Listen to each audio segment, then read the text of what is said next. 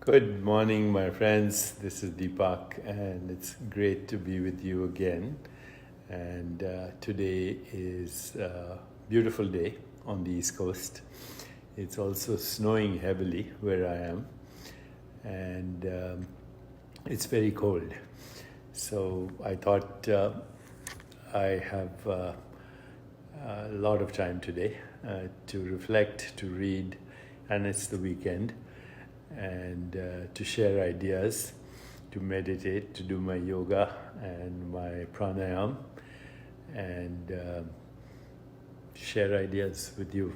So thank you for joining me. And today is a kind of a provocative topic because I'm saying that you can instantly influence your moods. You can instantly shift into the direction of self-regulation in your biology, homeostasis, that you can boost your immune system, and that you can fine-tune and achieve balance in your hormones all very quickly. So, sounds crazy, isn't it? And a lot of people think I am crazy. So just to give you a little background, when I first started writing about self-regulation and healing in the early 80s, some of you may know that I was vilified and attacked, particularly after a book in 1988 called Quantum Healing. So that book was published 1988, so 20 years ago. And although it got a lot of popularity and a lot of praise from the lay public and some journals, it was essentially attacked and actually used as a weapon against me. Quantum healing, the phrase quantum healing was used as a weapon against me by skeptics and people like Richard Dawkins and even Michael Shermer, who's now my friend, but still we don't agree on many things. But in any case, I tried to explain that quantum healing was based on a metaphor, that we had a physical body, a subtle body, a causal body, and that operating at subtle levels, which is really the metaphor for quantum, you could change your biology in the direction of self-regulation and healing. So in any case, I survived the vilification, and now 22 years later, actually 20 years later, quantum healing was reissued with an introduction by Rudy Tanzi, because when I wrote Quantum Healing 22 years ago, there was no such thing as neuroplasticity. We didn't know anything about neuroplasticity. We did not know anything about epigenetics, but I did know everything, or I was attempting to know everything from the great Eastern wisdom traditions of healing. So I decided that I would try to bring together the wisdom in Eastern healing traditions through the window of modern science. Some people embraced that, and some people thought that was very crazy and very fringe, and therefore they attacked it. And I, as I said, somehow survived it, and now I feel, in a sense, good because the science is coming through. And what I discovered also is there's a phrase that anthropologists use, and I found it again in this current issue of not the current issue, one of the new issues of New Scientist. It's the January 11th to 17 issue of New Scientist. Very interesting title. It says, daily living done better, which is basically the fundamental principle of Ayurveda, which is a daily routine will prevent illness and even reverse illness. And it's a good issue. I would recommend it. The New Scientist, Daily Life Done Better, January 11th through 17. But here's a phrase I came across in this issue, and it's based on an article called Make Deniers Your Friends.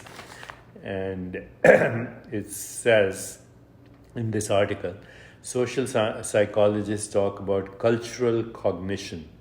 Once again, social scientists talk about cultural cognition, the inherent human distrust of information from outside our social groups. So because Ayurveda was a system of knowledge and information and wisdom about healing from another cultural mindset, it was obviously treated with suspicion 30 years ago. And still is. If you check out the skeptics' blogs and so on, especially medical doctors who are trained in Western medicine will immediately discount the legitimacy of other healing systems, including Ayurveda or Chinese medicine or any of the other systems that actually have a long and traditional history. So fortunately now Ayurveda is making a comeback as a system of healing that can be personalized, that is participatory, that is process-oriented, that allows you to prevent illness and even reverse chronic disease and also live longer and stay young. So what can I say? The scientific evidence is coming through. Today, I want to focus only on one thing. Is there any way, and I think I'm going to do a series on these, is there any way we can instantly change our biology, instantly change our moods, instantly boost our immune system, instantly fine-tune and regulate and balance our hormones? Yes, and actually that is through many things. Okay, I've talked about the pillars of well-being in the past, including restful sleep, healthy emotions, and stress management, and meditation, and mindfulness, and exercise, and yoga, and pranayama, and connection with nature. But today, I'm going to talk only about one thing. Only about one thing. And that's from the tradition of pranayama. But before I do that, I am going to read something to you.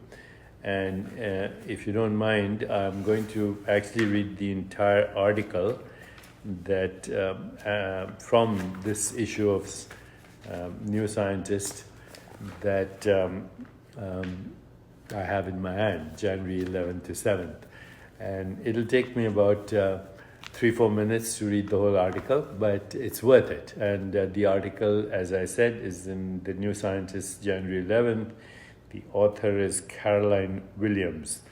I don't know if she has a website. I'll look up her Twitter handle, hopefully, and tag her at the end of this conversation as well. But this is a very beautiful article, and it's part of a cover story called Easy Ways to a Better You. And this particular article is on breathing.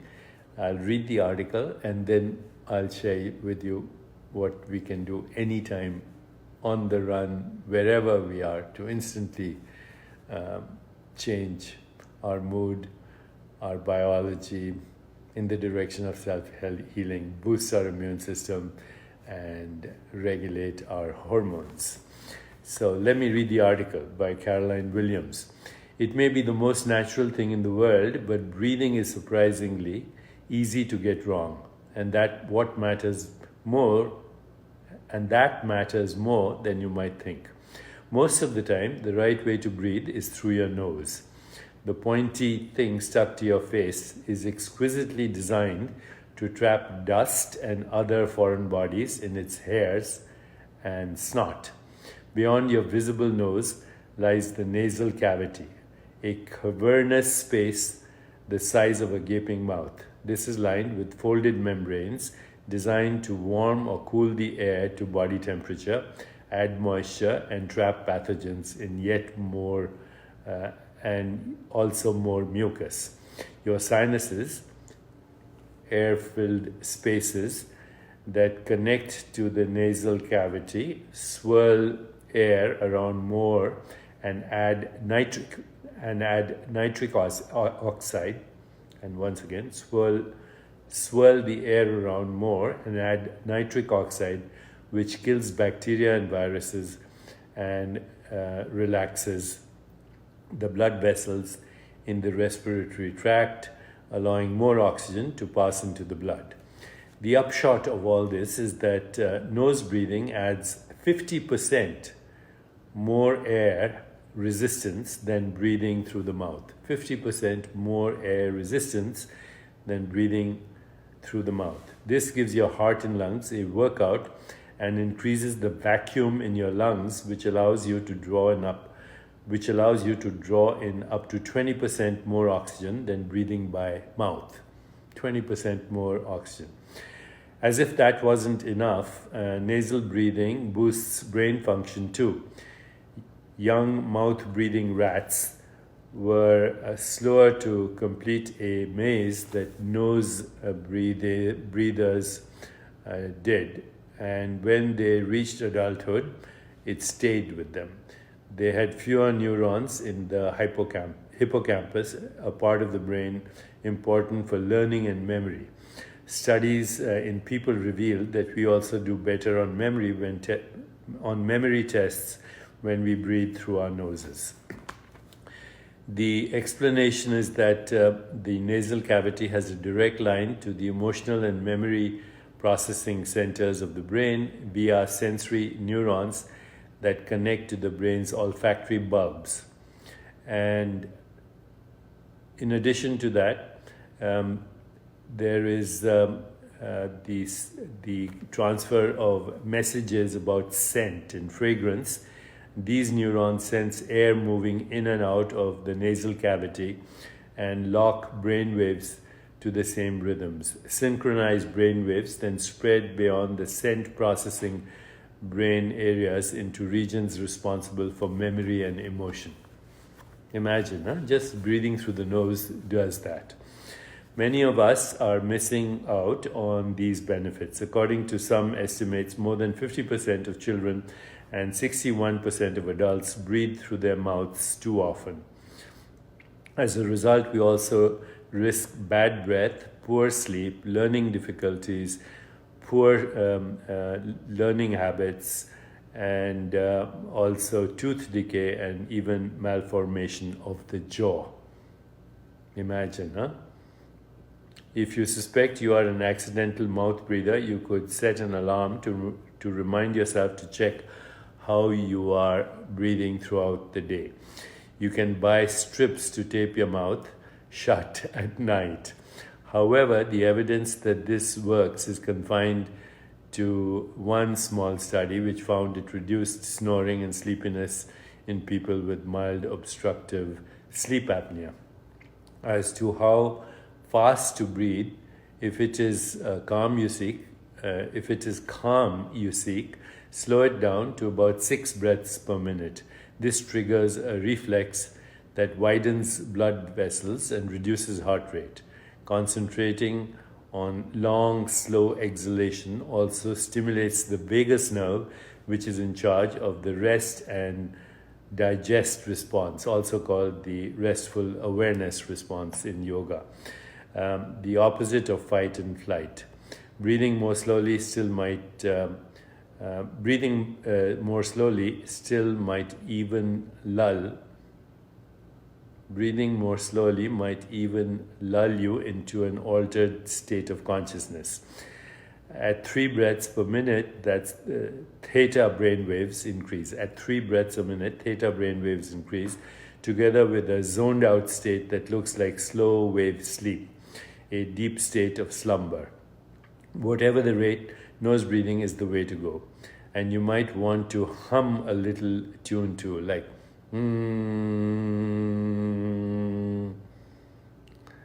So that's actually called Brahmari in pranayama. Humming sets up swirls of air in the sinuses, which boost production of nitric oxide 15-fold. Imagine, with all its immune and cardiovascular benefits. The only time that nose breathing falls short is when you need to fill your lungs quickly. In an emergency, a gasp of air through the mouth works wonders. Just try not to make a habit of it. So that's the whole article, by the way. So basically what it's saying is that consciously regulating your breath and breathing through the nose regulates your biology, and you can influence your moods, you can influence bioregulation, you can boost the immune system, you can stimulate neurons, you can balance the hormones by stimulating the vagus nerve, you can counteract the excess secretion that happens when your sympathetic nervous system is stimulated. So when your sympathetic nervous system is on overdrive, you have too much cortisol and adrenaline, which can lead to inflammation and could also lead to all kinds of other immune compromisation. So it's a very interesting thing that our society is very easily convinced of what I'm saying right now. If I read an article from the New Scientist and I give you the scientific basis of how we can regulate our biology by breathing through the nose and basically slowing down the breathing process. And then we can see what's happening in the brain waves, etc., etc. People are more receptive to this than if I told you that your breath, your body, your vagus nerve, your sympathetic nerve, and everything that's happening in your body is because they're all one thing, and they're consciousness. Your mind, your brain, your breath, your facial expressions, your eye movements, the tone of your voice, your body language, whether you're smiling or scowling, all of this is because everything that you perceive, everything that you think about, your very body, your breath, your mind, your emotions, all of it is nothing other than modified awareness. But that, of course, would not work with the scientific mind. But if I gave you those scientific explanations, you would be much more receptive. And this is called cultural cognition. Once again, cultural cognition is the inherent human distrust of information from outside our social groups. So is that not interesting? Now let's actually go into much more than you can find in this issue. There are at least over 100 pranayama techniques. So according to pranayama, which is one of the 8 limbs of yoga, if you breathe slowly through the left nostril,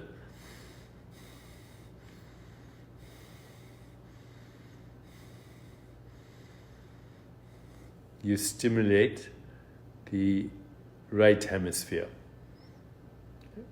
If you breathe slowly through the right nostril, you stimulate the left hemisphere. If you do alternate nostril breathing, you synchronize both hemispheres. Now, if I say this, there's no scientific evidence because it's all from yoga. Let's say, maybe it does. It's too esoteric.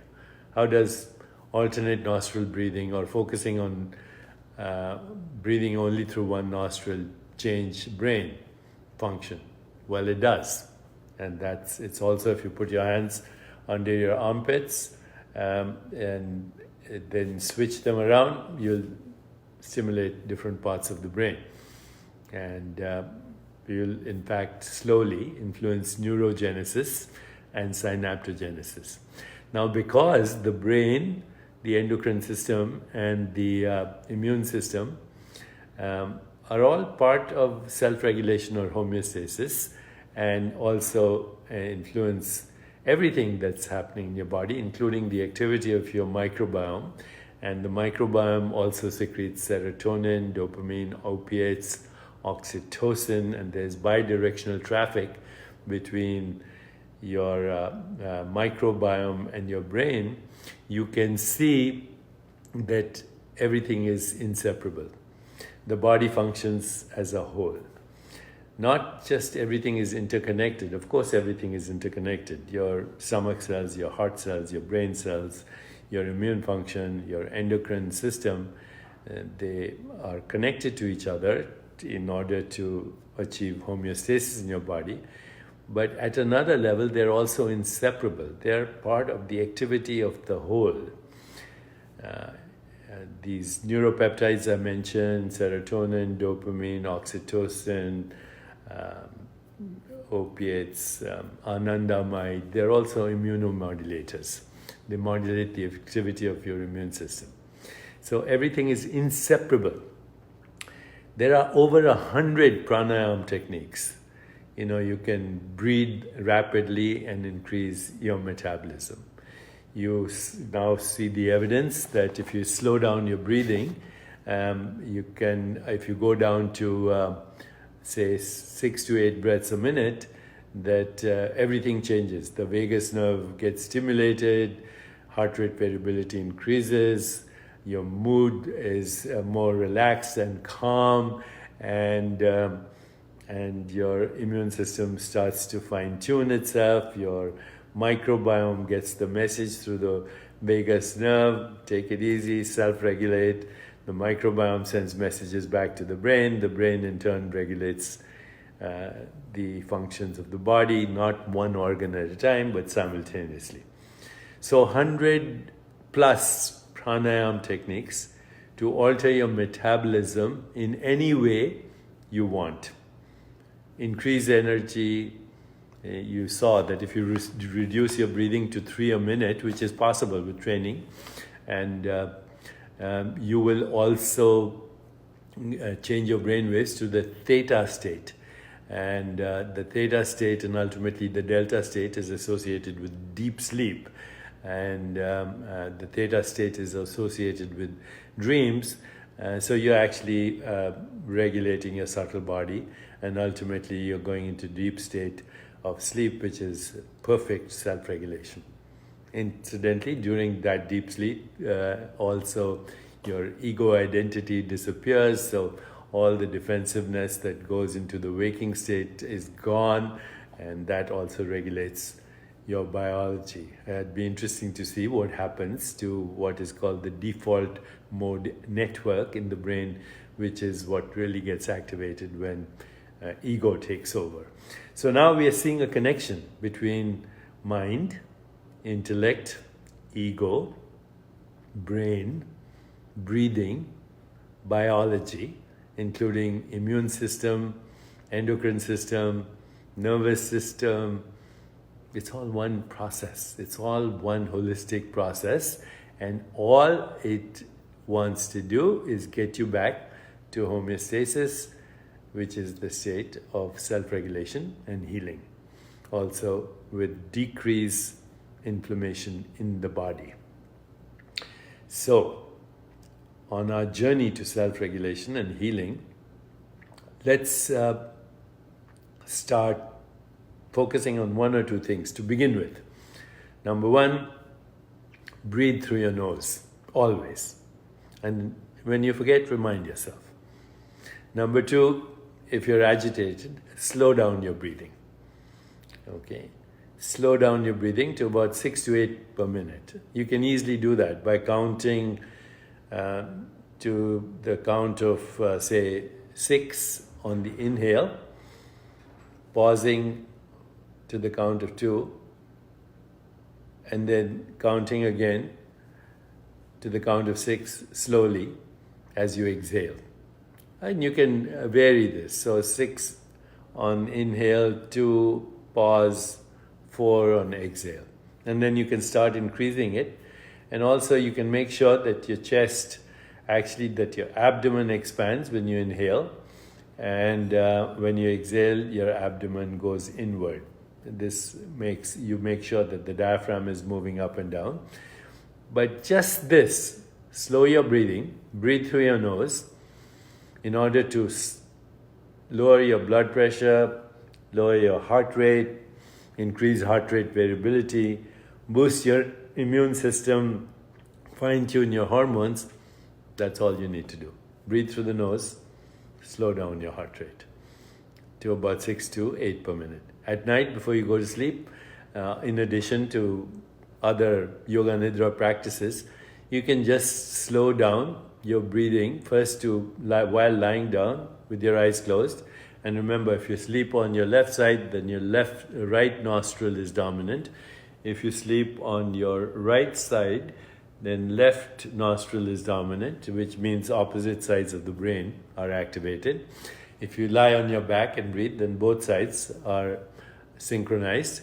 And you can try these variations. But if you go at night to the slowest level that you can breathe, say 3 to 4 breaths a minute, gradually going in that direction, you will also fall asleep beautifully. And if you practice nidra, yoga nidra, you can cultivate self-awareness in deep sleep, which will lead you to Turiya, the fourth state of consciousness. So, understanding the body as modified consciousness, the breath as modified consciousness, everything, the brain as modified consciousness, you can begin the journey to self-regulation. So for today, that's all I'm going to suggest. Breathe through your nose, slow down your breathing as much as you can, comfortably. Remember to do this. And then once in a while, practice alternate breathing.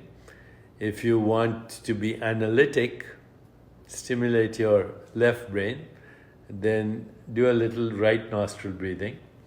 If you want to be more imaginative, visual, and want to cultivate emotional well-being, stimulate the right brain, then breathe through the left nostril for a few minutes. You're instantly influencing everything that's happening in your body, boosting your immune system, balancing your hormones, balancing the dance between the sympathetic and parasympathetic nervous system, modifying your microbiome, and you're off on a journey to self-regulation. As I'm doing this, I think I will work with my yoga teacher, Sarah Finger, to create a course on pranayama, and maybe even a whole week to see how combining pranayama with yogasanas, because yogasanas are seats of awareness, and there, as you know, if you do yoga, there are standing poses, lying poses, sitting poses, twisting poses, forward bends, backward bends. Why? Because we stimulate each branch of the vagus nerve, and we can selectively send messages to our organs to heal any disturbance there, which is basically a loss of self-regulation. Okay, that's it for today, but if with your encouragement, I'm going to do a full course on how pranayama can heal your entire body. If you like that idea, then just say yes right now. Okay, before I close, I want to just say hi to all of you. So Pranav, Vaidya, very good. Happy New Year. Chris, thank you. Michelle Ann, she says, do the course. I will. Salongo says, lovely. Thank you, Salongo. I'm so happy that all of you are enjoying this and you seem to like it. Okay, this is my next endeavor to get rid of our cultural biases by bringing together ancient wisdom and modern science and revalidating what I said 30 years ago. Now is the time. Thank you.